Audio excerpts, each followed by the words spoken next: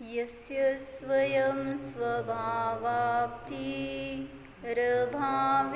कृत्स्नकर्मणः तस्मै संज्ञानरूपाय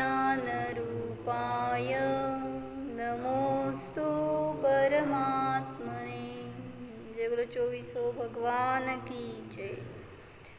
योग्योपादान योगेन दृषदः स्वर्णतामतां द्रव्यादिस्वादिसम्पत्तां वात्मनोऽप्यात्मतामतां वरं व्रतैः पदं दैवं नाव्रतैर्बत नारकं छायातपस्थयोर्भेद प्रतिपालयतोर्महान् यत्र भावः शिवं दत्ते द्यौकीयदूरवर्तिनी यो नयत्याशु गव्यूतिं क्रोशार्दे किं ससीदति ऋषिकजमनातङ्कं दीर्घकालोपलालितं नाकेनाकौकसां सौख्यं नाकेनाकौकसामिव वासनामात्रमेवैतत् सुखं दुःखं च देहिनां तथा युद्वेजयन्ते ते भोगारोगा इवापदि मोहेन संवृतं ज्ञानं स्वभावं लभते नहि मत्तः पुमान् पदार्थानां यथा मदनको द्रवै। अजून आम्ही मोहातच आहे. तू निर्मोह होऊन आलास आम्ही अजून मोहातच आहे. सगळे ध्यानाला जाऊन आलेले मी निर्मोह झालेत माहिती आहे का तुम्हाला सगळ्यांना. मग निर्मोहता वाढली त्याची. तर सांगायचं आहे काय काय अर्थ होतो सांग.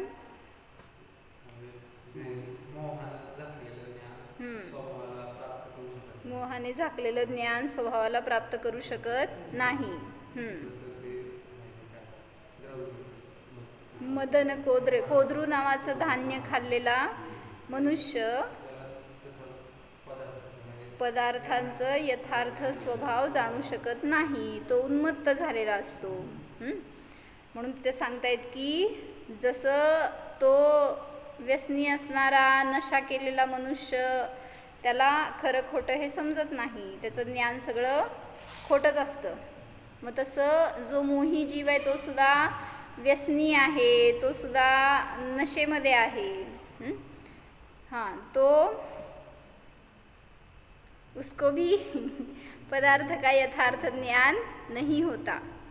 तो यहाँ पर बता रहे कि मुझे पूछना था मोहेन संवृतम ज्ञानम ऐसे बताया ना. तो मोह से ढका हुआ ज्ञान मुझे बताओ किस मोह से ज्ञान ढका है तो वो यथार्थ स्वभाव को नहीं प्राप्त करता. किस मोह से ढका है. मोह के भेद कौन से भेद है मोह के. दर्शन मोह से. दर्शन मोह और चारित्र मोह. तो मुझे बताओ किस मोह से वो ज्ञान ढका है. उस मत्त पुरुष का जो उन्मत्त हो गया है ना पुरुष तो उसका ज्ञान मोह से ढका है तो वो पदार्थ को यथार्थ नहीं जानता. मुझे बताओ उसका ज्ञान किस मोह से ढका है. दर्शन मोह से. चारित्र मोह से नहीं. जहाँ दर्शन मोह है वहाँ चारित्र मोह है ही. हाँ तो चारित्र मोह नहीं है ऐसा नहीं. पुढे या की पुढचं बेंच तुमच्यासाठीच आहे. हाँ तो बताया कि जो दर्शन मोह है बस बस पहिल्या बेंचवर बस भैया. मी तिकडे इकडे या काकांच्या जवळ बसा. मला सांगता येते इथे. क्या बताया. दर्शन मोह से ढका हुआ जो ज्ञान है वो वस्तु को यथार्थ नहीं जानता. दर्शन मोह यानी क्या. दर्शन मोह म्हणजे काय प्रसन्न. मिथ्यात्व विपरीत मान्यता अज्ञान जो है वो दर्शन मोह. इन शॉर्ट तो मिथ्यात्व ही है. तो जो ज्ञान मिथ्यात्व से आवृत्त है तो उसको जो यथार्थ है उसका ज्ञान नहीं होता। तो यहाँ पर उदाहरण बताया उन्होंने, जैसे कोई मद्य पिया हुआ मनुष्य है तो उसको उन्मत्त हो गया है, वो सही या गलत को नहीं जानता, उसको जाना है घर पे तो जा रहा है जंगल की दिशा में, और बोलता है क्या मेरा घर क्यों नहीं आ रहा, मैं घर जा रहा हूँ। तो उसको सही और गलत का ज्ञान नहीं रहता। क्यों? ज्ञान ढका है। किससे ढका है? उसका ज्ञान नशा से ढका है। आपका ज्ञान क्यों ढका है? घर आए हैं ना, किधर गए हैं? अपना घर कहाँ है? पुणे में? कुठे आहे घर? परळीत? अजून तिथंच आहे काय? अपना घर किधर है? कुठे आहे ना ते पुते? तो हमारा घर कहाँ है यही पता नहीं है हमें, इसीलिए बता रहे हैं ज्ञान हमारा भी ढका हुआ है। किससे ढका है बताओ अभी आप? आपको कौन सा मोह है? कोई नहीं बोलेगा मुझे दर्शन मोह है। लेकिन है तो वही, क्योंकि वही तुम्हें सच्चा ज्ञान नहीं होने देता। तो हमें अपना घर कहाँ है? ये अपने असंख्यात प्रदेश है, ये अपना घर है। जीव है ना हम, कौन है? स्त्री है, पुरुष है, मनुष्य है, देव है, नारकी है, क्या है हम? आता मुंबईच घर झाले तुझं भैया, काही येतच नाही जरा बी, तिथंच रमलाय।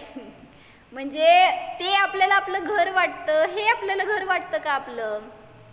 जो अपने असंख्यात प्रदेश है, अपना स्वयं का आत्मा है, ये हमें अपना घर लगता है क्या? क्यों नहीं लगता? क्योंकि हमने आज तक अपने को जीव ही नहीं माना है। जिसने जीव माना वो अपनी खोज करेगा, हमारा द्रव्य क्या, क्षेत्र क्या, काल क्या, भाव क्या। कौन से द्रव्य है आप? कौन बोल रहा है? जीव बोलता है क्या? नहीं बोलता। मतलब सिद्ध भगवान नहीं बोलते, तो हम बोल रहे हैं ना। तो आप कौन है? हम जीव तो नहीं है, ऐसा बताओ ना। जब तक इस संपर्क में है, इस शरीर के साथ एक क्षेत्रावगाह रूप है, तब तक बोलते हैं कि ये हमारा है। तो हम तब तक अपने को मनुष्य कहते हैं, लेकिन है क्या वास्तव में? हम जीव है। पूजा काय म्हणले? समोर बस माझ्या। हम कौन है? जीव है। तो इस जीव का ज्ञान करना है तो किसके सानिध्य में जाना चाहिए? कौन बताएगा आपको आप जीव हो? जो जीव है वही बताएंगे हमें हम जीव है। आप जाते हैं किसके सानिध्य में?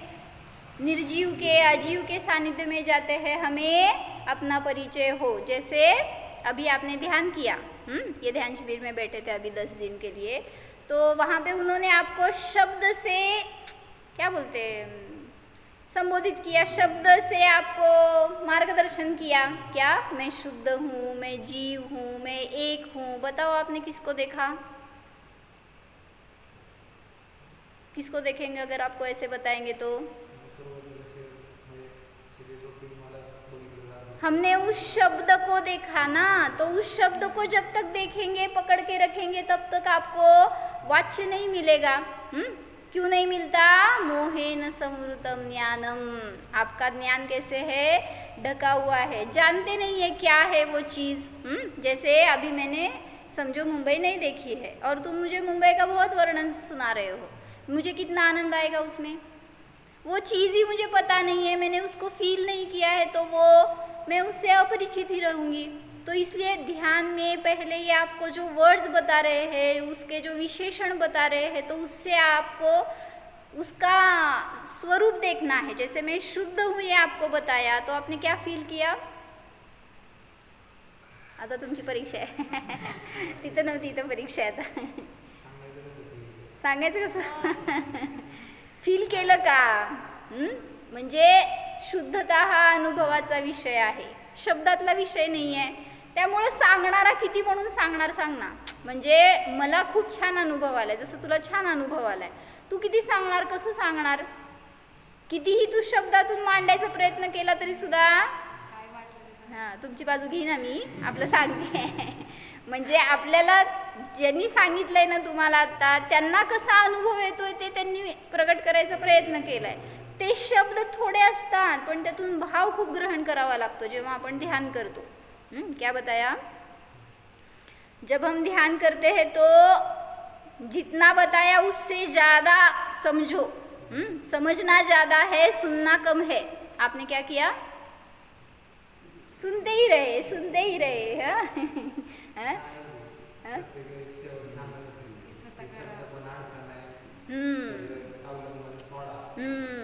बरोबर.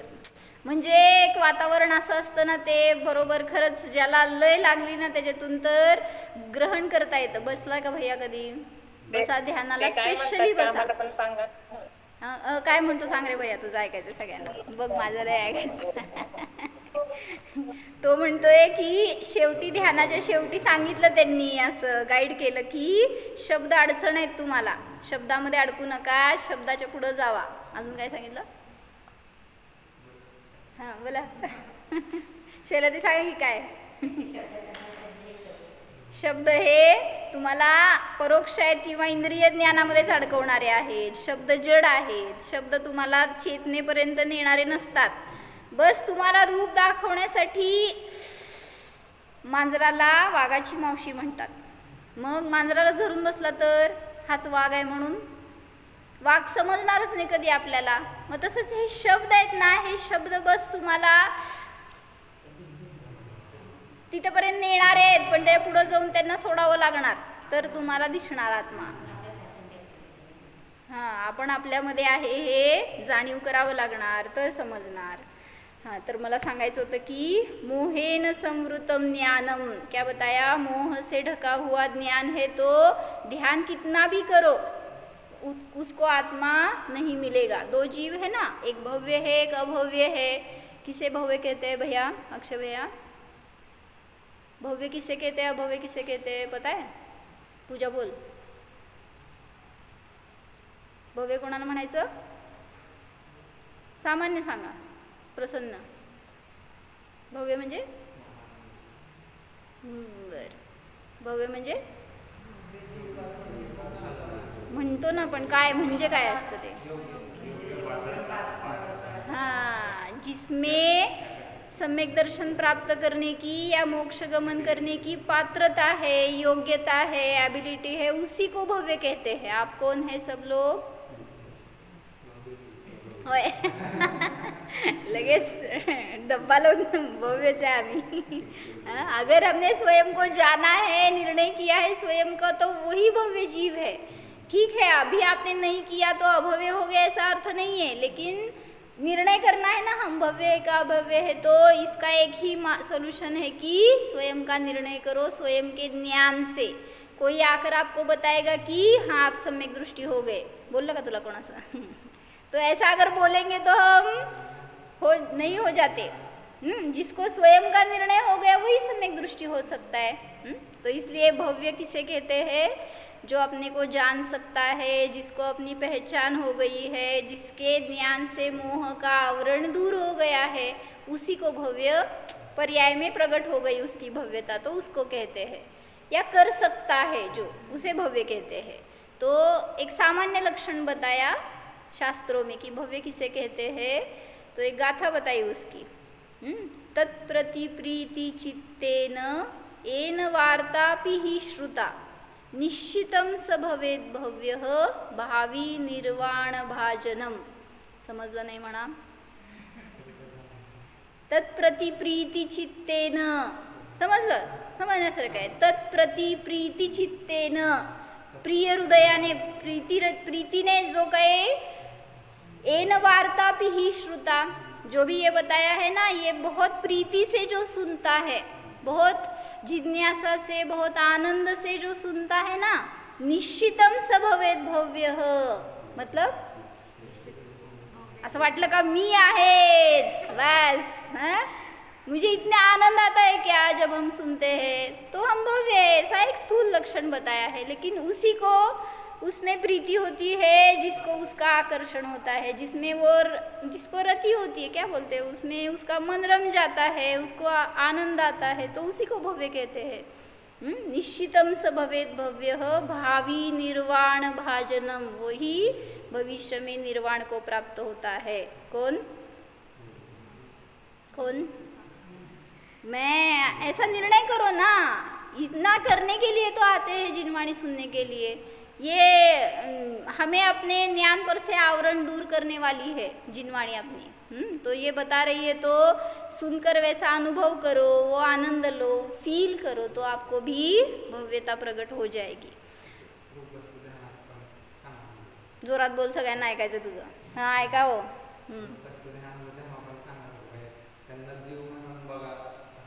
हां,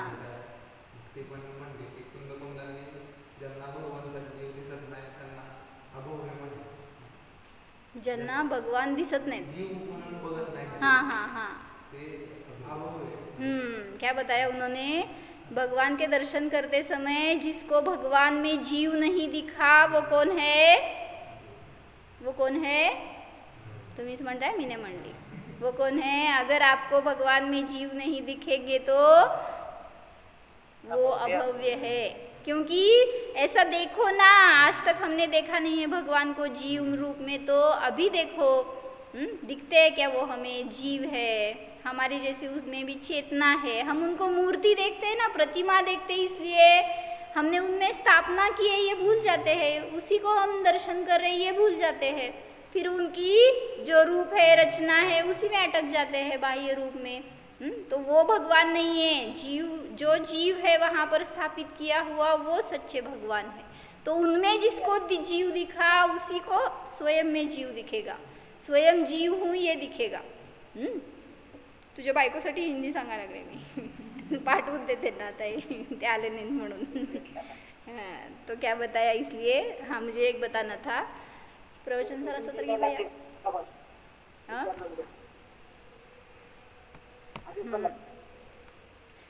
तो मोह का लक्षण बता रहे हैं ना? नहीं, मोह से ढका हुआ ज्ञान है तो वो स्वभाव को प्राप्त नहीं कर सकता। मोह रूपी समयसार की चौथी गाथा में भी उन्होंने ऐसे बताया है कि हमने परसों एक बार देखा था शलती कि मोह को कौन कौन से विशेषण दिए हैं शास्त्रों में। जैसे मोह को स्वयंभू रमण समुद्र बताया, अपूर्व अवसर के भजन में बताया ना, मोह स्वयंभू रमण उदधि को तैर कर, मतलब मोह को स्वयंभू रमण बताया। एकच का घेतलास? तसे नको, दुसरं असलं तर घे। हां, लाल आहेत बघ पुस्तकं, ती घे, 1 2 3 घे, लव दे। हाँ, तो क्या बता रही थी मैं? मोह को क्या क्या बताया है, विशेषण किस किस के दिए हैं ये बता रहे थे। तो उसमें चौथी नंबर की गाथा में बताया है समयसार जी में काका कि मोह को पिशाच बताया। मतलब पिशाच यानी राहू देत मला, पिशाच म्हणजे भूत। पिशाच माहित नाही होय तुम्हाला? तुला काय मी शास्त्रातलं वर्ड विचारायले? तो मोह रूपी पिशाच जिसके ऊपर हावी हो गया है ना, तो वो क्या करता है, इसके लिए उन्होंने बताया बैल की तरह काम करता है। म्हणजे आपल्यावर लावून घ्यायचं बरं काय, ह्याच्यासाठी सांगतेय मी। ज्याच्या ज्ञानावर ते भूत बसलंय ना मोहाचं, तो म्हणले सकाळी 6 पासून रात्री 10 पर्यंत काम करतो। तुम्ही किती किती करता? काय आक्षेप आहे, किती वेळ काम करतो? तेवढंच करतो ना। म्हणजे सांगतायत बैलासारखं राबवतो तो मोह आपल्याला। का? पैसा पाहिजे, धन पाहिजे, सुख पाहिजे, सामग्री पाहिजे, सगळे हे भूत आहेत मागं लागलेले। आणि एक परवा ऐकले म्हणून मी एकांचं प्रवचन, तर त्यात त्यांनी म्हटले की पुण्यवान वाटतं तुम्हाला की खूप मोठी पॅकेजची नोकरी मिळाली, काय तुमची फॉरेन ट्रिप मिळाली, फॉरेनमध्ये जॉबला करतायत असं। ते म्हणले सगळ्यात जास्त पापी जीव आहे तो। का? म्हणले रोज देवदर्शन करायला मिळत होतं इथं, ते सोडून तुम्ही काय केलं, फॉरेनमध्ये गेलात आणि भरपूर पैशाची नोकरी मिळाली, पण ते मिळून सुद्धा तुम्हाला तिथे जर देवदर्शन मिळत नाही आहे, धर्माचं एक शब्द कानावर पडत नाही आहे, आचरण करण्याचे भाव राहत नाही आहेत, पुण्य का पाप? जायचं का फॉरेनला? हां, पुण्यात गेल्यावर होत नाही तर फॉरेनला काय म्हणायचं आता? बरोबर आहे, सांग तिला, सगळ्याला सांगा ज्याला पुण्याला जायचं त्याला।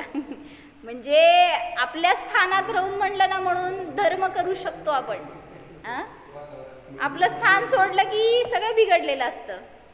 म्हणून ते मोहाने आवृत्त होऊन जातं ज्ञान सगळं. मग त्यांनी छान सांगितलं फार असं की ते तुम्हाला बाकीच्या सगळ्या गोष्टीतून पुण्य वाटतं. आमचं पुण्य म्हणून काय, एखाद्याला 25 कमी झालं वाटतं, 50K काय 50 काय म्हणायचं पर ॲनम, 50चं पॅकेज मिळालं आणि एखाद्याला 70चं पॅकेज मिळालं. सांग पुण्यवान कोण? काय बोलणार नाही, मला माहीत आहे तुम्ही.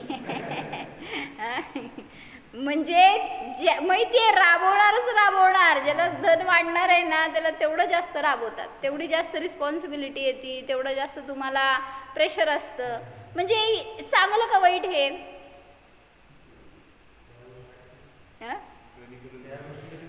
त्या गोष्टीमध्ये चांगलं म्हणल्यावर धर्म किती करायला मिळालं सांगे आपल्याला. म्हणजे वेळच मिळाला नाही, आता सगळं सुटत जातं असं हळूहळू. किती पैसे मागते पूजा? भरपूर पैसा आणून द्या मला, मग राबवावं लागते असं. तो यहाँ बता रहे है, मोह रूपी पिशाच बैल की तरह काम करवाता है. काय म्हणायचं, ज्यांनी पैसे आण म्हणले त्याला पिशाच. म्हणजे ज्याला जास्त धनाची इच्छा आहे ना, तर तो मोही आहे.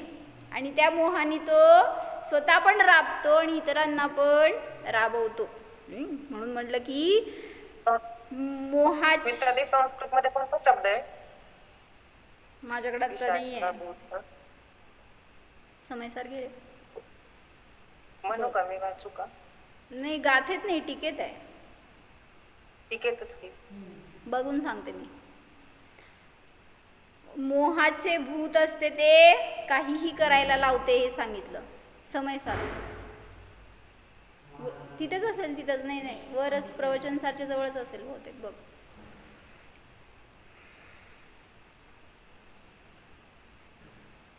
जे चक्रवर्ती असतात त्यांना एवढं सगळं ऐश्वर्य ते बिनइच्छेचं मिळतं का?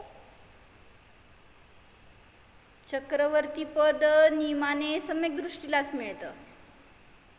जो भी चक्रवर्ती होता है इस भव में, नियम से पहले भव में वो सम्यक दृष्टि ही था. सम्यक दर्शन का ही फल है. चक्रवर्ती बनता है, तीर्थंकर पदवी मिलती है, या शलाका पुरुषों में जन्म होता है. ये सब पूर्व सम्यक्त्व का प्रभाव होता है. महाराजांच्या समयसारमध्ये नसत, अमृतचंद्राचार्यांची पाहिजे. त्यात आहे, घेऊन. हाँ, तो क्या बता रही थी मैं? चक्रवर्ती जो होता है वो पुण्यवान होता है कि पापी होता है? प्रश्न पडला ना. चक्रवर्ती पुण्यवान का पापी? पुण्यवानच आहे की. जर पुण्याचा भोग घेईल तर त्याला पापी म्हणलं जाईल. मतलब क्या, मिला है पूर्व पुण्य की उदय से, लेकिन अभी उसमें अगर वो आसक्त हो जाए, मोही हो जाए, तो नियम से अगले भव में 7वें नरक में जाता है. पहले दूसरे भी नहीं, और नरक आदि दुर्गति में ही जाता है. इसलिए बता रहे हैं की मग भोगायचं का नाही हो? पैसे मिळाले तर असं एकाने विचारलं आम्हाला, पुण्याने मिळालं ना आम्हाला, मग भोगायचं का नाही भोगायचं? कसं काय केलं तू प्रज्वल? पुण्याने मिळालं त्याचं पैशाचं काय केलं काका? भोगना मतलब उसमें एक रूप हो जाते हैं, उससे आनंद मानते हैं, तो वही गलत है. मिलेगा आपको पुण्य के उदय से, लेकिन उसमें जितना हम अटक जाते हैं ना, तो उससे भटक जाते हैं. मतलब स्वभाव में नहीं रहेंगे, फिर उसी को बढ़ाने की कोशिश चलती रहती है. फिर यहाँ पे आनंद भोगने को ही भूल जाते हैं. जो हमारा है, हमारे पास है, स्वाधीन है, उसको भूल जाते हैं. तो इसलिए एक मिनट मैं बोलूँ सांगते काय. चौथी गाथा में उन्होंने मोह रूपी पिशाच बताया है.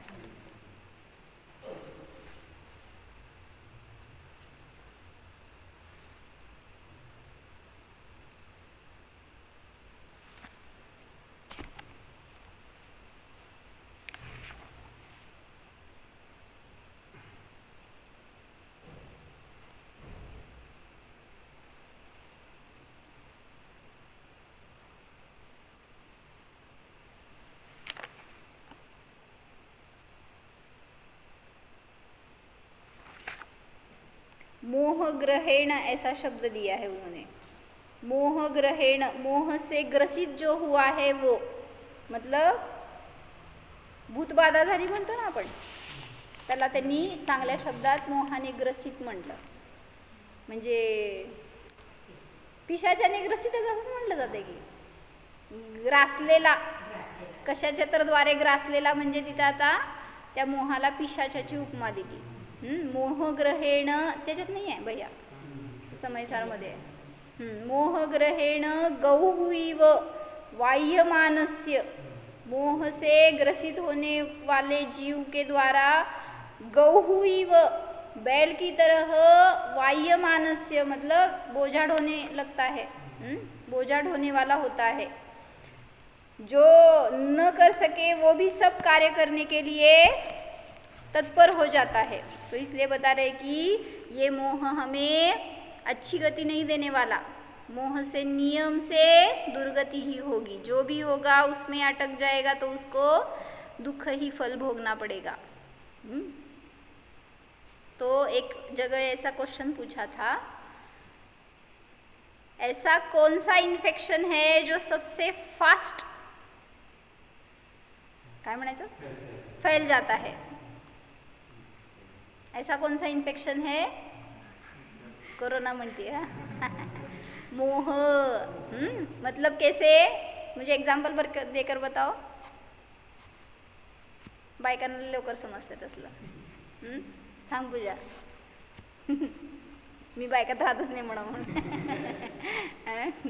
मतलब क्या बताया, अगर समझो कोई, ऐसे बहुत देखने को मिल रहा है आजकल. तो क्या उन्होंने ऐसी नई साड़ी लाई, क्या हुआ, बस आपके सामने से गई वो, क्या किया आपने, ग्रसित हो गए मोह से, इन्फेक्शन हो गया.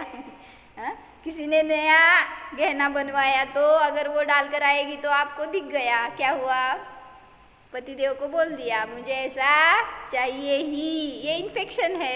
ऐसे क्या बोलते हैं, कोई यात्रा के लिए निकला, उनकी फैमिली गई, हमारी क्यों नहीं जाएगी, हम भी जाएंगे.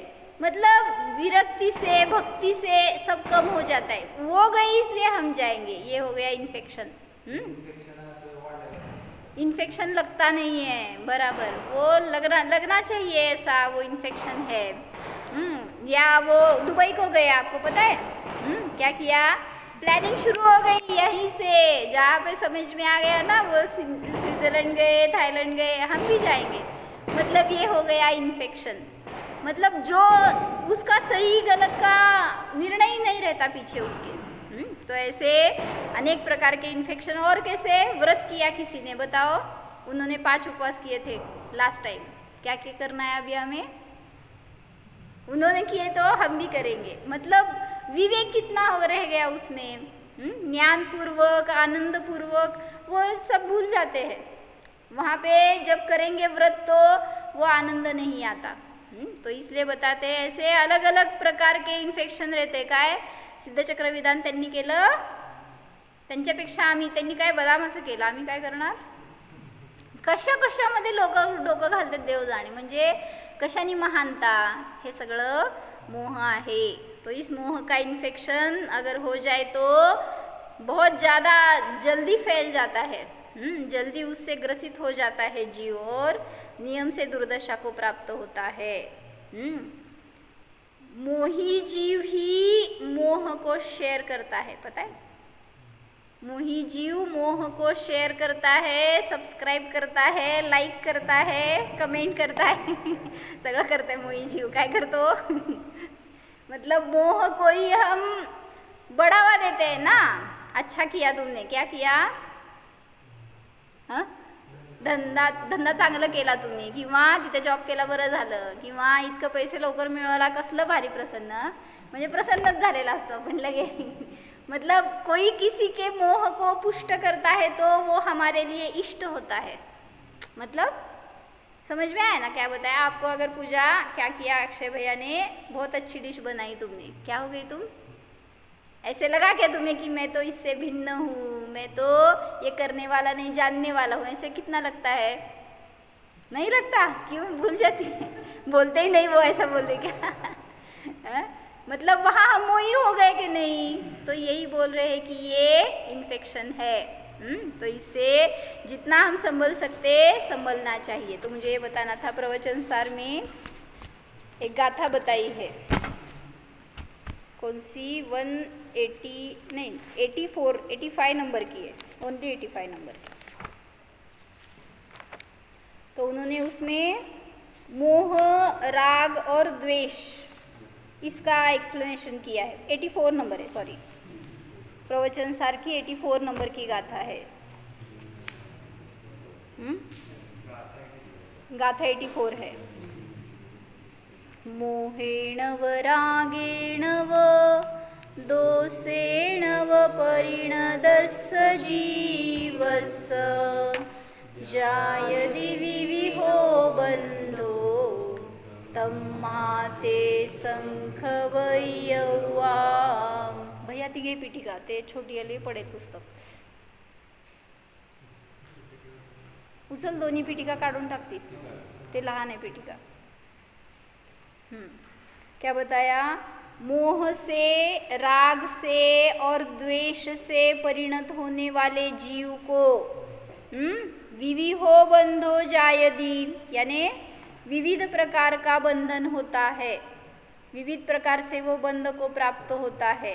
तम्हाते संखवय्यवा, इसलिए उसको संक्षेप करना चाहिए। किसको? मोह को, राग को, द्वेष को जितना हम संक्षेपित करेंगे, मतलब कम करेंगे, उतना हम सुखी रह सकते हैं। तो उसके लिए उन्होंने बहुत अच्छा उदाहरण दिया है। आगे भावार्थ देखो, समझ में आने जैसा आपको। मोह किसे कहते हैं, उससे बंध कैसे होता है। राग किसे कहते हैं, उससे बंध कैसे होता है। और द्वेष से कैसे बंध होता है, ये सब बताया है। पढ़ा है?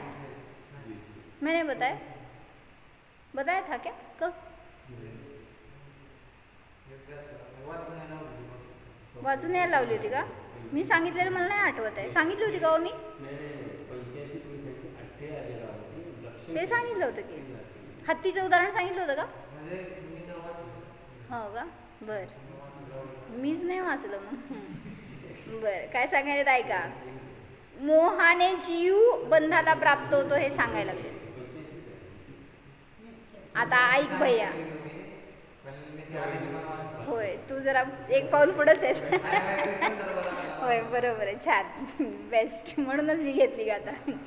हाँ, क्या बताया? वाच। हाथी को पकड़ने के लिए धरती में खड्डा बनाकर उसे घास से ढक दिया जाता है। वहाँ खड्डा होने के अज्ञान के कारण उस खड्डे पर जाने से हाथी गिर पड़ता है और वह इस प्रकार पकड़ा जाता है। काय कळलं? हत्तीला पकडायचं आहे ना, तर काय एक ट्रिक आहे। मोहाने, रागाने आणि द्वेषाने हत्ती पकडला जातो हे सांगायला लागलेत। कोण हत्ती? हत्ती तो आहे। म्हणजे हत्ती का म्हणायचंय त्यांना की इतका बलशाली, इतका सामर्थ्यवान असणारा तो जीव कोणाकडनं कसं काय बांधला जाऊ शकतो? फक्त हे सगळ्यात मोठे त्याचे उपाय आहेत। मोहाने त्याला मोही बनवा, रागी बनवा, द्वेषी बनवा, बस तुमच्या आधी होऊन जाणार तो। म्हणून एकदा एका वक्त्याने हे सांगितलं होतं, म्हणले म्हशीची शक्ती सगळ्यात जास्त असते माहिती आहे, हत्तीच्या कंपॅरेटिव्ह नव्हे, पण इतर आता जनावरांच्या बाबतीमध्ये म्हैस, रेडा, बैल ह्यांची शक्ती जास्त असते। तर म्हणले एक मुलगा 8 वर्षाचा 15 म्हशींना घेऊन रस्त्यावरनं चाललेला असतो आणि त्याच्या कंट्रोलमध्ये ते कसं काय, त्याच्या हातात फक्त एवढीशी काठी असते, मग कसं काय, कोणाची शक्ती जास्त आहे हो? 8 वर्षाच्या मुलाची का त्या म्हशीची? एका म्हशीची शक्ती किती आणि त्या 8 वर्षाच्या मुलाची शक्ती किती? पण तो त्याला डायरेक्ट करतो, त्यांना गाईड करतो, त्यांना आपल्या अधीन ठेवतो। कसं काय? मोहाने, रागाने आणि द्वेषानेच जीव बांधला जातो दुसऱ्याशी। म्हणजे ज्ञानानेच त्यांनी हे निर्णय केले ना त्या म्हशींनी की ह्याच्या आज्ञेत आपल्याला राहायचं आहे, हा नाहीतर आपल्याला काहीतरी करेल। म्हणजे हे एक भय आहे, एक मोह आहे वेगळ्या प्रकारचा तो। त्यामुळं असं जीव आपण का अधीन आहे अक्षय भैया? कोणाच्या अधीन आहे प्रसन्न? म्हणजे तिथं आपण कोणाचे जरी अधीन झालो तर असंच आपलं सगळं इतकं सामर्थ्य असताना सुद्धा ते व्यर्थ ठरतं. हाँ, तो यहाँ बता रहे हैं कि हाथी को अगर पकड़ना है तो जंगल में ऐसे बड़ा सा गड्ढा बनाते हैं, उसके ऊपर घास डाल देते हैं, ऐसी सूखी घास जो दिखेगा नहीं अंदर में कितना बड़ा गड्ढा है वो. तो उसके अज्ञान के कारण वो भागता है तो उसमें गिर जाता है और उससे पकडते हैं. कसं उचलायचं हत्तीला? पकडणाऱ्यांना माहित असतं सगळं. हां, ते पण चित्र ठेवलं जातं ना. हां, थांब जरा, पुढे जाऊ नकोस, ते रागात आणि द्वेषात आहे. आत्ता पहिला मोहात आहे आम्ही. तो मोही अगर बनाते हैं तो हाथी को वो गड्ढे में गिर जाता है अज्ञान से और पकड़ा जाता है. दूसरा बताते हैं, वाच प्रसन्न, जोरात वाच. हाथी को पकड़ने के लिए सिखाई हुई हथेली भेजी जाती है. उसके शारीरिक राग में फंसने से हाथी पकड़ा जाता है. कोण पकडलं गेलं? हत्ती पकडला गेला, पण मी नाही. हाथी को पकड़ने के लिए सिखाई हुई हथिनी भेजी जाती है. सामने उस हथिनी को लाया जाता है और फिर ये हाथी उसके राग के कारण, उससे अनुराग के प्रेम के कारण क्या करता है, उस स्नेह से कुछ भी देखता नहीं है क्या है कैसे, बस उसकी तरफ जाना है. इस ख्याल से वो जहाँ जाता है वो जिस किसी भी प्रकार पकड़ा जाता है, बंद को प्राप्त होता है. फिर वो गड्ढे में पड़ जाएगा या वो काय म्हणायचं साखळ्या टाकलेल्या असतील किंवा जाळं टाकलेलं असेल, कुठल्याही प्रकाराने तो पकडला जातो. इसलिए बंद को प्राप्त होता है. तो हम रहते हैं घर में लेकिन किसी के बंधन में मत रहो. है अपना ये संसार अभी चल रहा है तो हम काय म्हणायचं, मराठीत म्हणा हिंदीत म्हणा, एकत्र राहावं लागतंय आपल्याला, राहतोय, औपचारिकता आहे ही सगळी. पण त्यांच्या अधीन, त्यांच्या बंधनात किंवा त्यांच्यामुळं माझं जीवन, त्यांच्यामुळं मला आनंद, हे भाव नकोत. राम सीता कसं राहत होते, ते पण पती पत्नी, पण तरीसुद्धा इतके विरक्त, इतके धार्मिक बुद्धीवाले, इतकी निर्मोहता त्यांच्यामध्ये. त्यांचं जीवन बघितलं तर आपल्याला कळेल की आपण कसं जगायला पाहिजे. म्हणून राहायचं, आपण राहतोय बरोबर जोपर्यंत, पण तरी हे संस्कार आपल्यावर राहायला पाहिजे, तर आपल्याला आपलं मार्ग प्रशस्त आहे. तो हाथी को अगर पकड़ना है तो हथिनी के राग की वजह से वो पकड़ा जाता है. और तीसरा बताते अक्षय वाचा.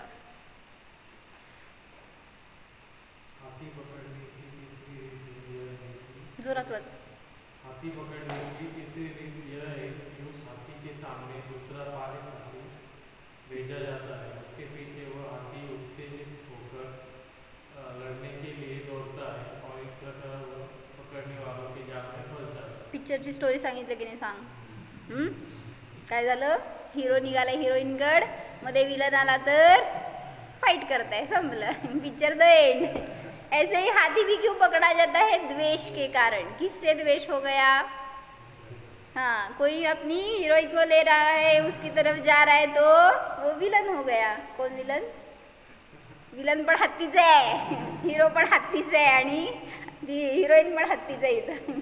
हाँ, तो ऐसे द्वेष के कारण क्यों पकड़ा जाता है ये बता रहे हैं. उस हाथी की वजह से द्वेष हो गया अंतरंग में कि वो उसको नहीं मिलना चाहिए, बस इसी वजह से रावण किधर गया, नरक गया.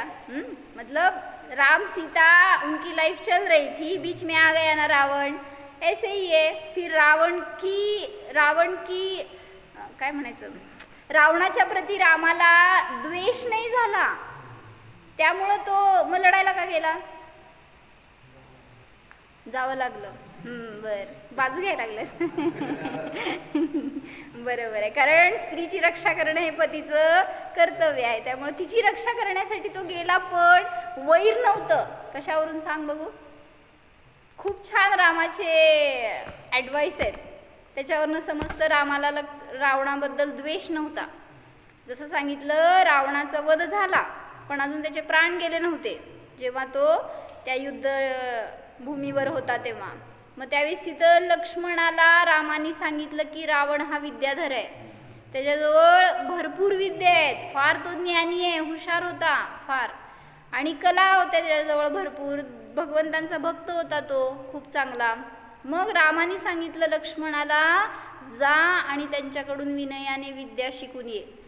कधी तो मरायला टेकलाय, बस त्यांचे श्वास राहिले होते एवढंच रावणाचे. मग काय झालं, लक्ष्मण गेला रावणाकडं आणि रावणाला काय म्हणला, मला तुझी विद्या दे. रावण काय म्हणला, लय शहाणा झाला जा म्हणजे मी एवढं तपस्या करून मिळवलंय असं देऊ का तुला असं. तर रावणाने एक शब्द सुद्धा सांगितलं नाही. हा आपलं बोलतोय डोक्याजवळ जाऊन उभारला आणि म्हणला की मला सांग, पण ते सांगायला तयार नाही. मग गेला, लक्ष्मणाला राग होता त्याचा, कोणाचा, रावणाचा. त्यामुळे ते रामाची आज्ञा म्हणून गेला होता शिकायला तिथं, पण रावणाने एक शब्द शिकवला नाही. परत गेला आणि रामाला म्हणला, मी म्हणलो होतं तुम्हाला, तो मला काही शिकवणार नाही आहे, सांगणार नाही आहे, मला का पाठवलं तुम्ही त्याच्याकडं. मग रामाने काय केलं, रामाने विचारलं, तू सांग मला, त्याला कसं विचारलंस. मग त्यांनी सांगितलं जसं होतं तसं, त्याच्या तोंडाच्या जवळ जाऊन उभारलं त्याला ऐकू यावं म्हणून, आणि त्याला म्हणलं की सांग मला. मग त्यावेळेस रामाने कान पकडला असेल असा लक्ष्मणाचा आणि सांगितलं, शिष्यानी पायाजवळ उभं राहायचं असतं आणि विनयाने सांगायचं असतं की मला ही विद्या द्या, शिकवा, तर देत असते. असं तुम्ही गुरुचे गुरु झाल्यावर कसं देणार. मग त्याला कळाल्यावर लक्ष्मण तशा रीतीनेच गेला, तर रावणाकडून त्याला विद्या मिळाल्या. म्हणजे प्रत्येकाची कशासाठी सांगायचं होतं मला, रामाला रावणाविषयी द्वेष नव्हता, बस त्यांनी ही चूक केली होती एवढंच. पण तरी म्हणून आपल्या पण जीवनात असे प्रसंग येतात, आपल्याला पण अनेक जणांकडून त्रास होतो, कुठल्या कंडिशनमध्ये काय प्रतिकूलता होते, पण त्यांच्याशी किती द्वेष करायचा हो. मोलकरीण आज आलीच नाही, सांग काय करणार, द्वेष करून दुसऱ्या दिवशी भांडी घासायची आपल्याला. म्हणजे आपण त्या ठिकाणी कसं निवळून टाकतो ते प्रकरण लगेच. मग इतर वेळेस का बरं इतरांशी शत्रुता सोडत नाही. मग अनेक ठिकाणी आपण ते धरून ठेवतो ना भाव, त्याच्या निमित्तात संसार वाढतो, दुःख वाढतं. म्हणून न्यूट्रल बना हे सांगायचंय. रामाने हेच शिकवलं सगळीकडं, सीतेने हेच शिकवलं की जितकं निर्मोह राहणार तितका आनंद आहे. आपण मोही बनायला जातो, काहीतरी उत्तेजित बनायला जातो, कशाही बनतो, त्याच्या निमित्तात पुन्हा अजून संसार वाढत राहतो. म्हणा श्लोक, मोहेन, त्याचा 7वा श्लोक आहे इष्टोपदेशचं. मोहेन संवृतं ज्ञानं स्वभावं लभते नहि मत्तः पुमान् पदार्थानां यथा मदनको द्रवै. मोह से ढका हुआ ज्ञान स्वभावम लभते नहीं, स्वभाव को प्राप्त नहीं कर सकता. म्हणा अक्षय भैया, बघून म्हणा क्या गाथा, म्हण पूजा म्हणे.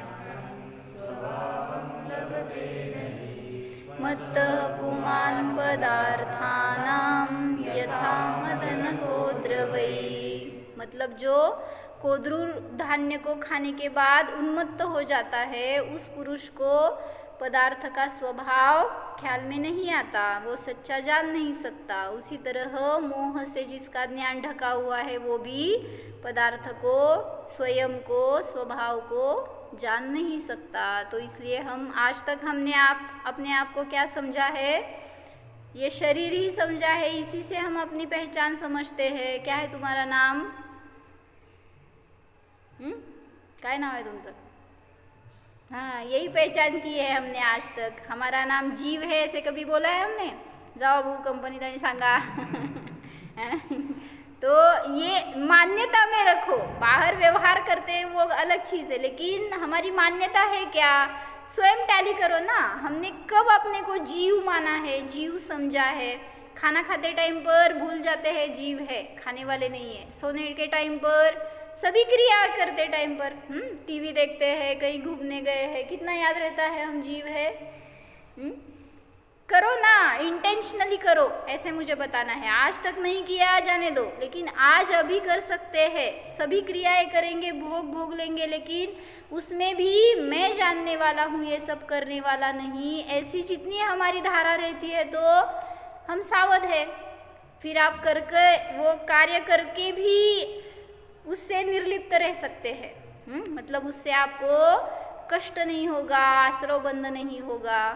जैसे त्यागी भी भोजन करते हैं, क्या उनका विकल्प रहता है खाते टाइम पर, और हम खाते हैं तो हमारे विकल्प कैसे रहते हैं। सिर्फ इतना हम अगर देखेंगे ना तो भी समझ में आता है कि हम कहाँ गलती करते हैं। मान्यता सिर्फ इतनी रखनी है कि मैं जीव हूँ, जीव ही रहने वाला हूँ। मेरा ज्ञान मुझ में अबाधित है, वो कभी भी मुझसे अलग नहीं होने वाला, मेरा जीव रूप कभी मुझसे नहीं अलग होने वाला। तो ऐसे स्वभाव को जानेंगे तो हम भी परमात्मा दशा को प्राप्त कर सकते हैं।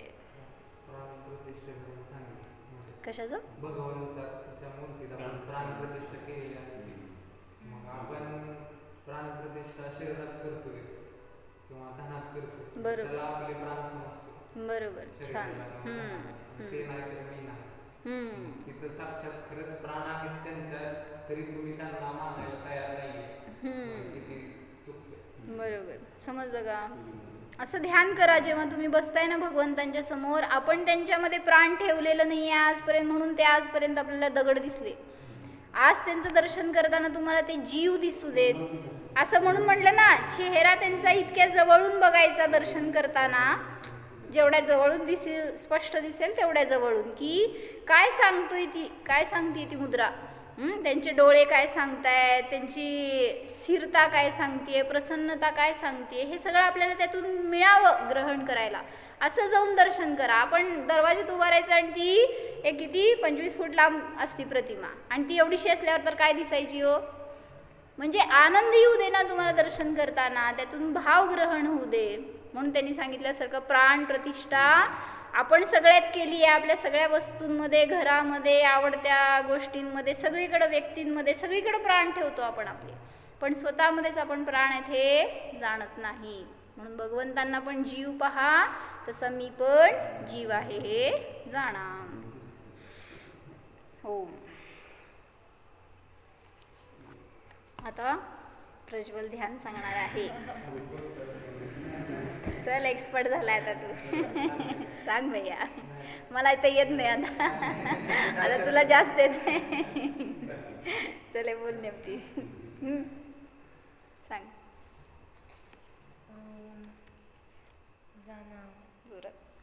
हा मी जाणणारा जीव आहे, ज्ञानमय आहे, चेतन स्वरूपी आहे,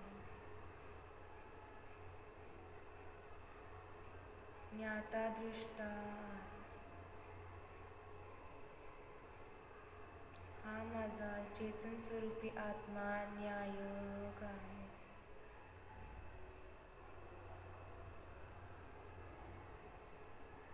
न्यायक स्वरूपोऽहं शुद्धोऽहं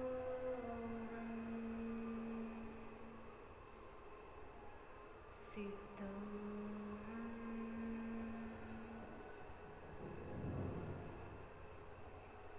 शाश्वत स्वरूपोऽहं